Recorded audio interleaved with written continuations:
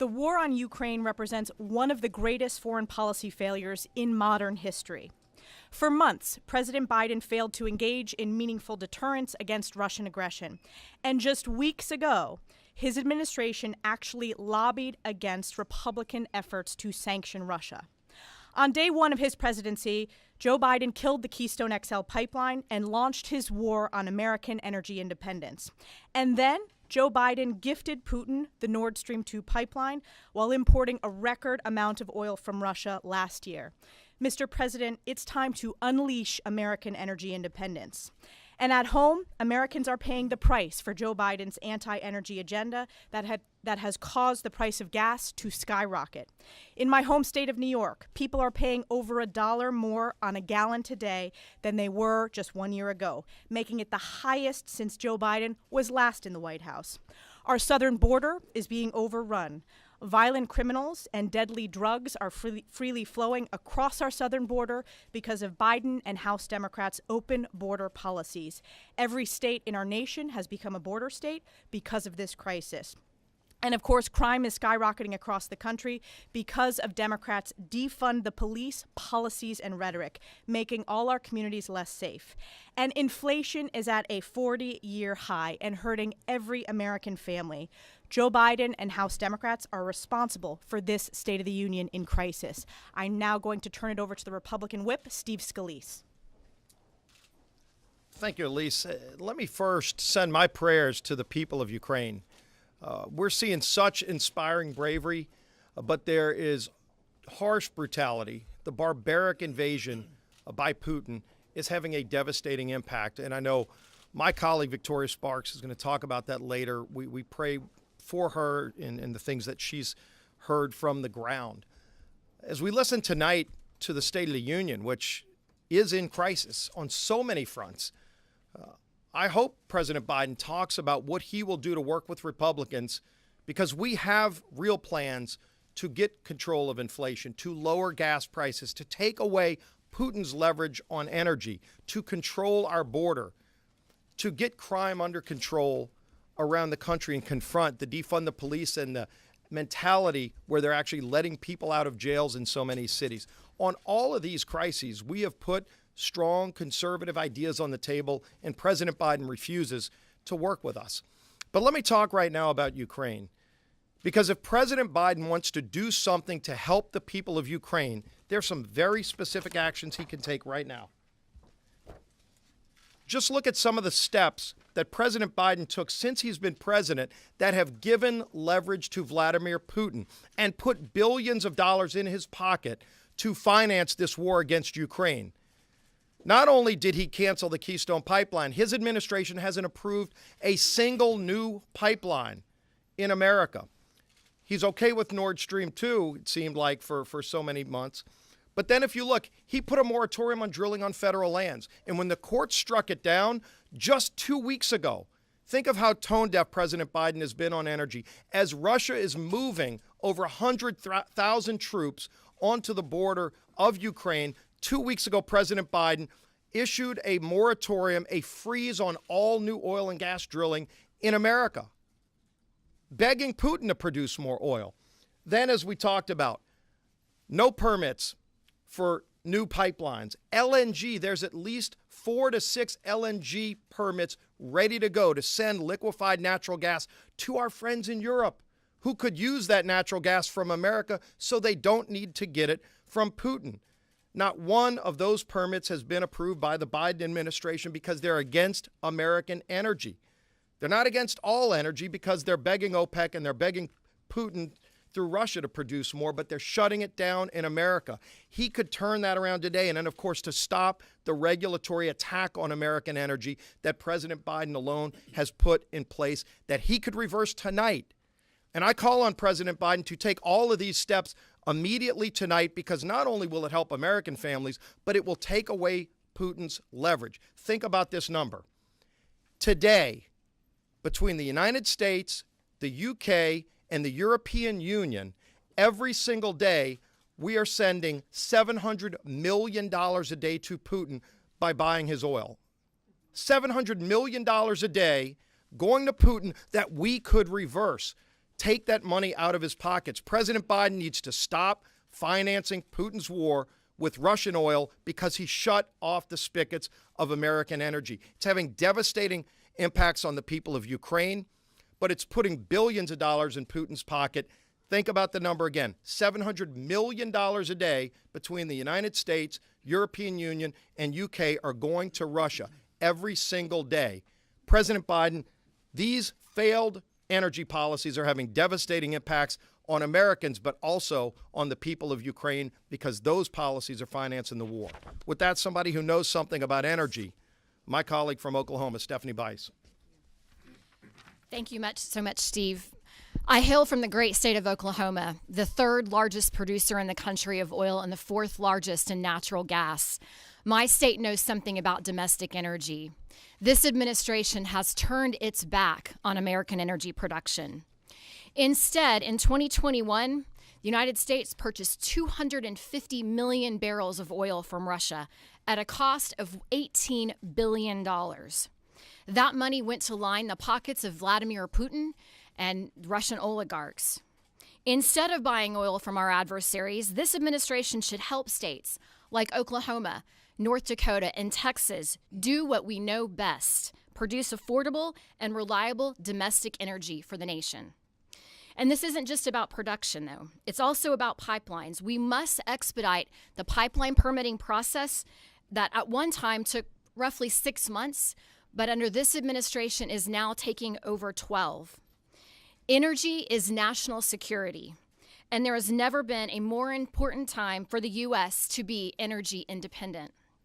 Besides Oklahoma and Texas being top oil-producing states, we have something else in common. Our communities are dealing with the influx of migrants across our southern border. Over 2 million illegal immigrants crossed into the United States over the last year, and these numbers are growing. On top of this, it is no coincidence that fentanyl overdoses are now the leading cause of death for adults 18 to 45. This deadly drug, which predominantly comes from China, is pouring across an open southern border and killing thousands of Americans. We cannot defend other countries' borders while ignoring our own. Thank you, and at this time, I'd like to bring up Debbie Lesko. Thank you, Stephanie. Good morning. I'm Debbie Lesko from the great state of Arizona. Tonight, Americans are going to ask 2 questions. Am I better off under Biden and the Democrat control? And do I trust what Biden is going to tell us? I think clearly the answer is no.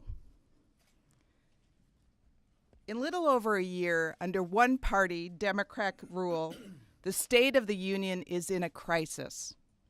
Gasoline, grocery, and energy prices are up. Crime has risen through the roof.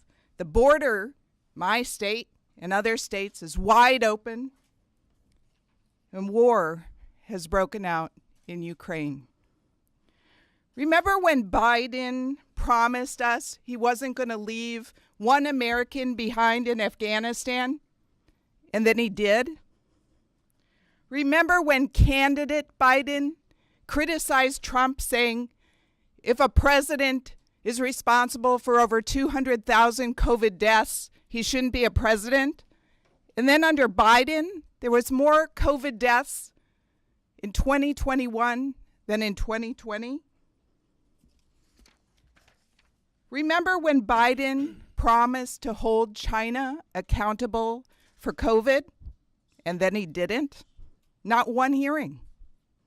Remember when Biden promised there wouldn't be a vaccine mandate? Remember that one? And then he did? Remember when Biden and the Democrats told us, each of us, we better wear a mask or we're going to get in trouble? And then we saw photos of top Democrats around the country not wearing a mask, even in front of kids masked in schools. Remember when Biden said he was going to reduce crime? And instead, crime has skyrocketed? Instead, under Biden and the Democrats, defund the police, let people out of jail, let's not prosecute criminals policies, crime has skyrocketed. Under Biden and Democrat control, more police officers were killed. Cities have seen record murder rates. Fentanyl is killing our kids. So tonight, after President Biden's speech, Americans are going to ask the two questions.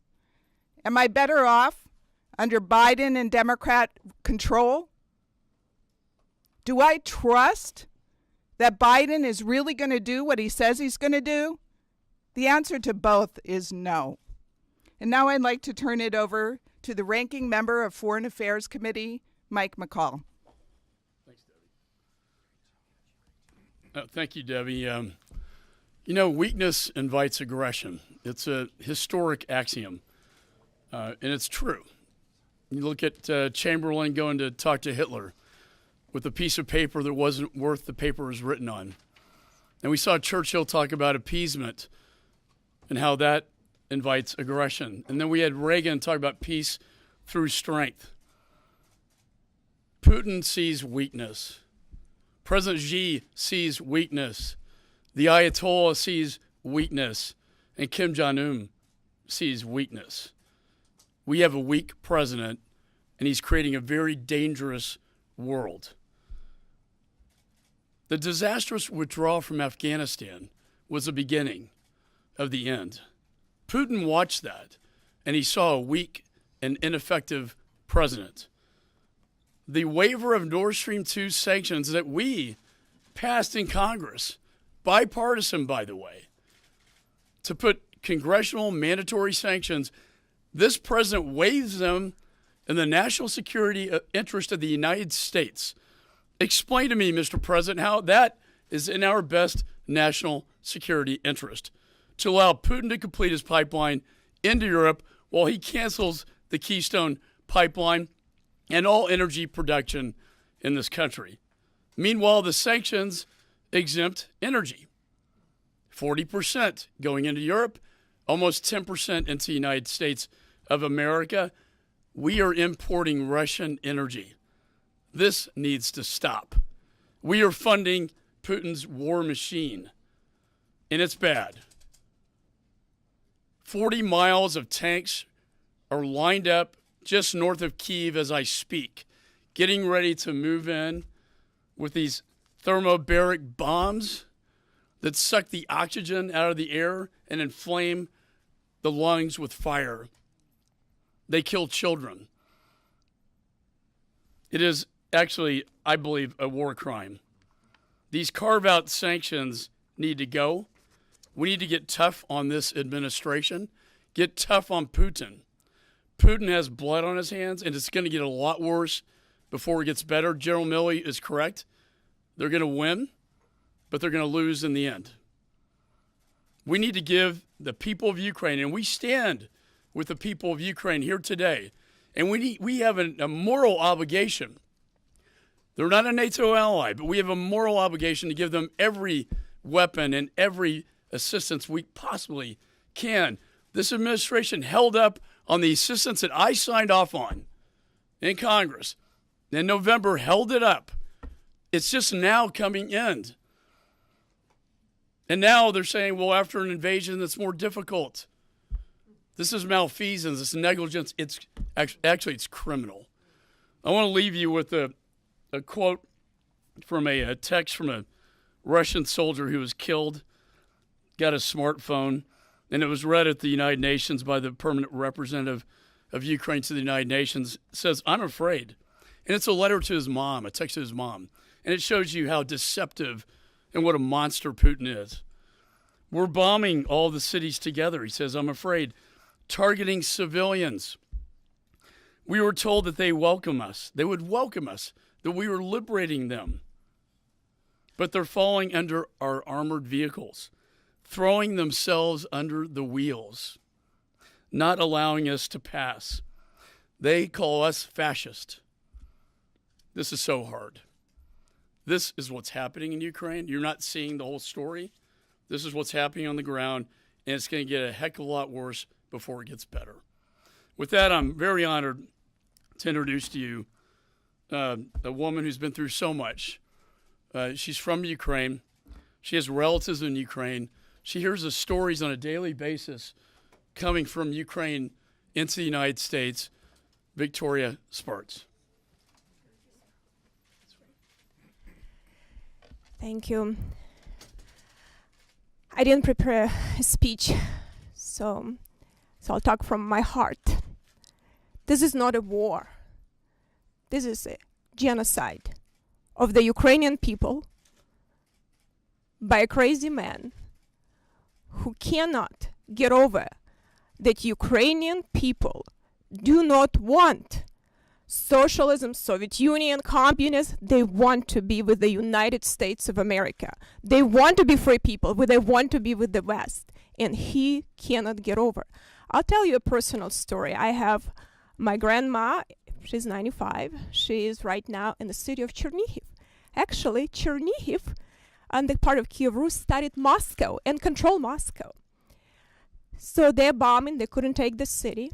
They're bombing civilians non-stop, day and night, the whole city. She has a daughter, she called her daughter, she lives in a little village by Chernihiv. And her daughter told her they came into village with a heavy machine gun, killed almost every person in that village. And whatever people were left, women and children, they forced them to work in front of the tanks as a human shield because they cannot take that city.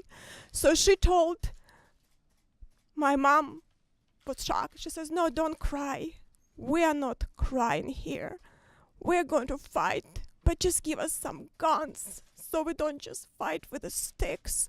This woman was born in Russia, in Far East. She's a Russian-born woman. And they're killing women and children. They doing the bombs, vacuum bombs, carpet bombs. They are using illegal weapons. They now have special groups that trying to kill women and children, try to expect to Western Ukraine. I called my friend and she said she was able to get out. Her friend was trying to get out. She saw a woman in the gas station get shot with her children with machine guns. So she stayed in the city. They're leveling the cities to the ground, destroying the people. They're slaughtering them like animals. They're killing the people. It is not a war. It's a genocide because we have a crazy man that believes that he has the whole world hostage. And then we have a president that talks about, and doesn't do things. And what is he going to wait when millions die? Then he's going to do more? We have not just a moral duty. We are the leaders of the free world. This is going to be the biggest genocide that ever this world experienced. And they're not asking them to fight for us, but they ask us to help, to become serious, that they have ability to defend themselves. That actually they need to understand that we're serious about this sanction, not do a little bit here, maybe we'll just do a little bit this oligarch, this is bit, that we're serious. And I can tell you one thing, if we don't stop him there, he is not going to stop. He is going to go further. And then we'll have to send our children to die to fight this. So I think we have an obligation and duty to save this world, help Ukrainian people to survive.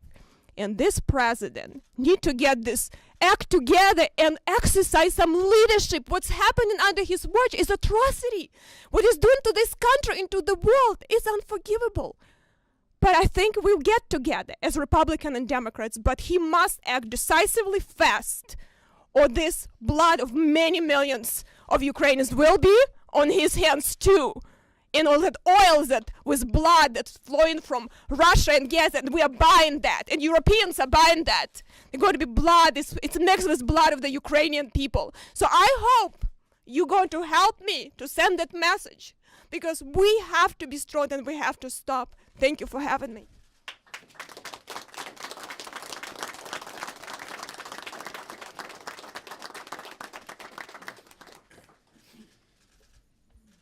For those who cannot remember history are condemned to repeat it. You just heard the sobering words from Victoria. They weren't about yesterday. yesteryear, they're about yesterday. Night after night, she gets reports from inside Ukraine itself. The support should have been sent months ago to deter Putin from making that decision. The administration should have never used their political weight to defeat an amendment to stop Nord Stream sanctions. As you listen to Victoria talk about villages of children and women being killed, every single American should look and say we should not fund $1 of that to Putin. Tonight I hope that all changes. Tonight I hope the president stands up and changes course when it comes to the energy policy of America.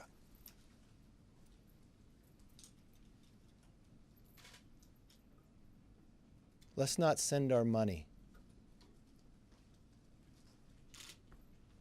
to a reckless, evil man that uses it to cause death around the world. Whatever the president says tonight or doesn't say, we cannot ignore the problems this administration has ignited. From a border, simply by his executive orders, become wide open. Fentanyl moving across our country. There's enough fentanyl in America today to kill every single American 7 times over. As you heard, it's the #1 leading cause of death in America for those of the age of 18 to 45. Those on the terrorist watch list that have found a way to enter America that we are catching. More importantly, those that we do not, that have entered.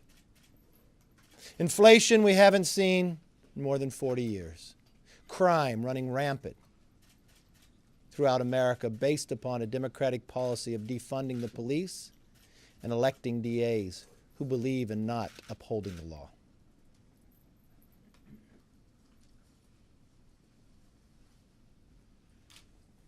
We cannot sit around and wait, whereas this administration told us that they would send the COVID test to you, just get online. People waited 2 and 3 months. That same thing cannot happen to Ukraine when we're supposed to send them weapons. Every single American wakes up every morning to see, did President Zelensky survive another night? They will not be able to survive another night if we don't supply them with the weapons. They're not asking for American men and women to fight. They're just asking to have some supplies so they could at least have a fair fight. America has a long history withstanding those who believe for freedom. And we need to keep the responsibility that we have led once again. With that, let me open it up for questions. Yes, ma'am. I have 2 questions, if I may. First, show of hands. Who's planning to attend the State of the Union tonight? Okay, thank you. And second, can you please respond to Marjorie Taylor Greene attending the White Nationalist conference over the weekend? You know what? I commented on that on yesterday. I understand your job. I understand what you're trying to do. I've already commented on that. We've got a war in Europe that we have not had since World War II.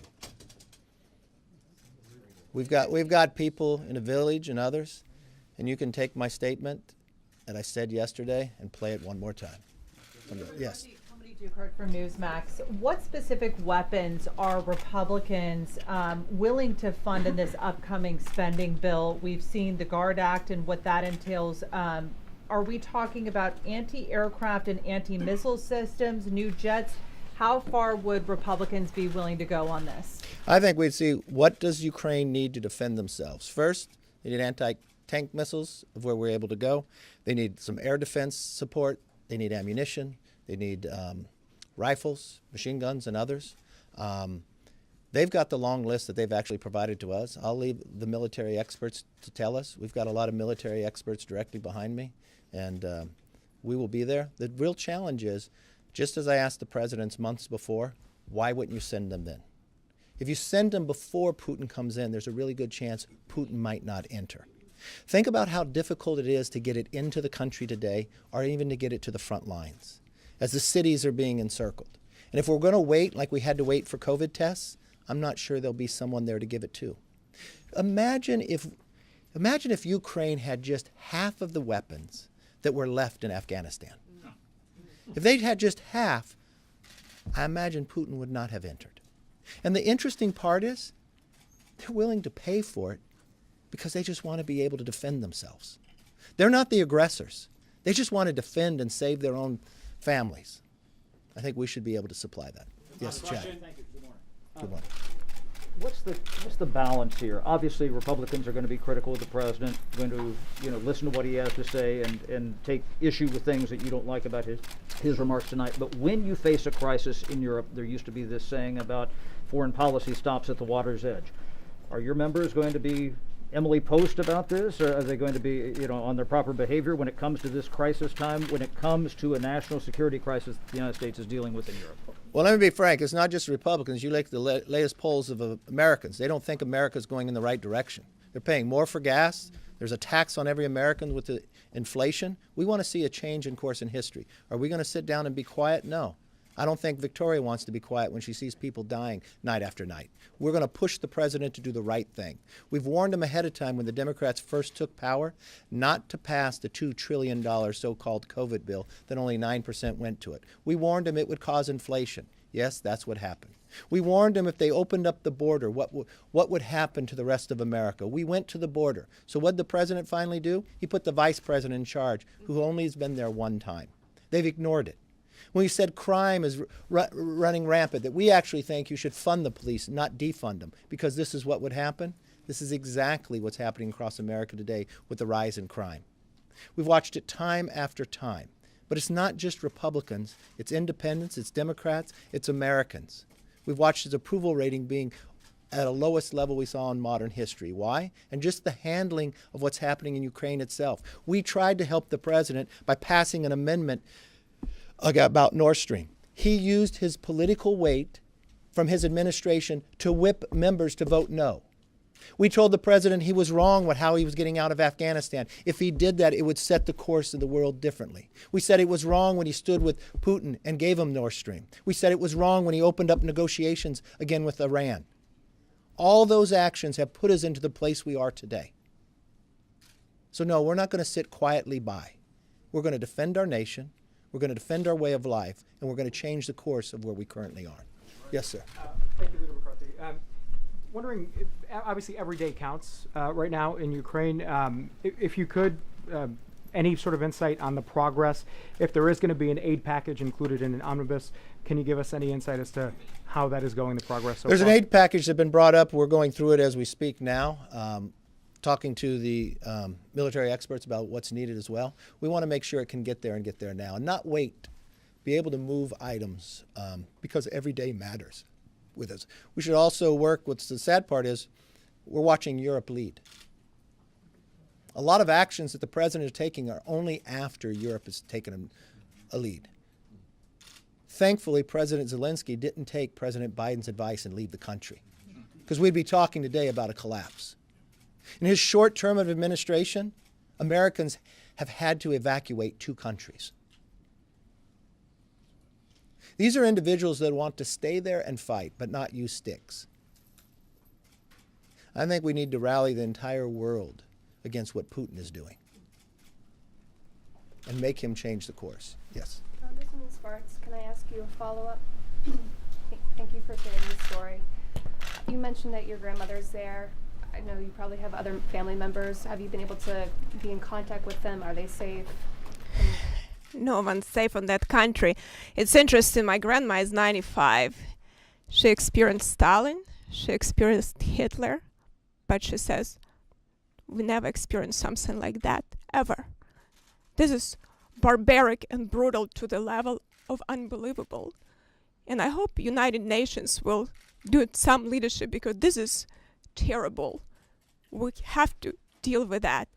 But I have some friends from college and other people. A lot of people are sitting on the ground. They are bombing non-stop civilians, non-stop, from morning till night.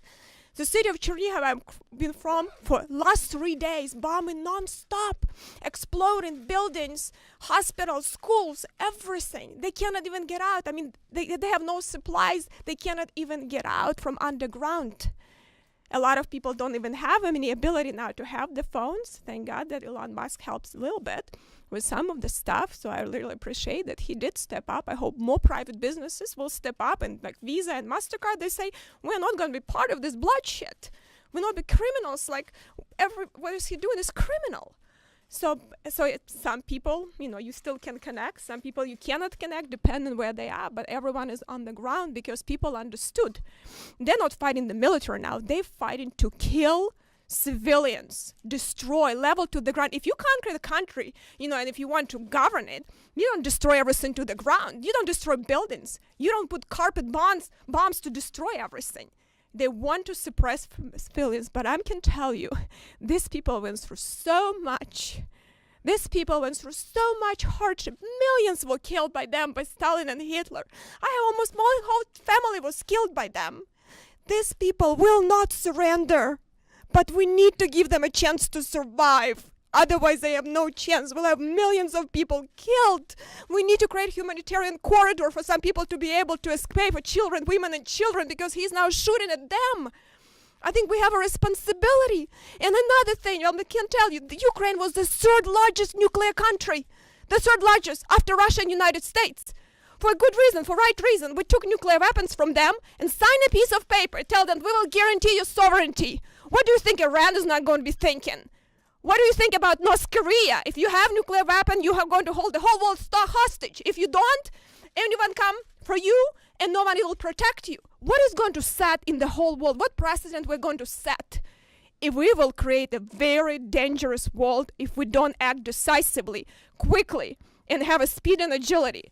We need to understand that Putin is not playing chess. He is a judo, martial arts player. He understands in judo you have agility, speed, and uses your enemy's weaknesses to strike. And he understood that we were weak. The West was weak. But he's underestimated the West. And I hope this president is going to step up and to show what America is about, because he wants to embarrass our country. And what he's doing is embarrassing for a leader of free world in our country to be the way we are. It's just embarrassing. And he wants to embarrass us again. He knew that we got embarrassed in Afghanistan. He wants to embarrass us again. And I am, as a member of Congress, cannot let him embarrass our country with the greatest country in the world.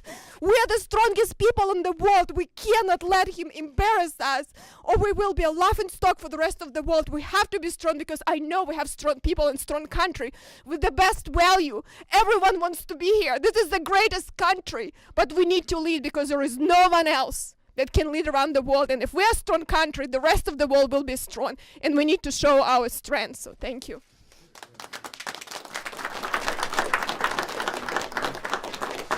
We will end on that.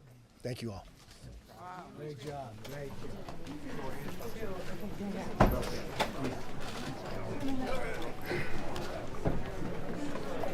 Is that my letter? Yours is the back one. Oh, the back one here? Okay. I mean, it's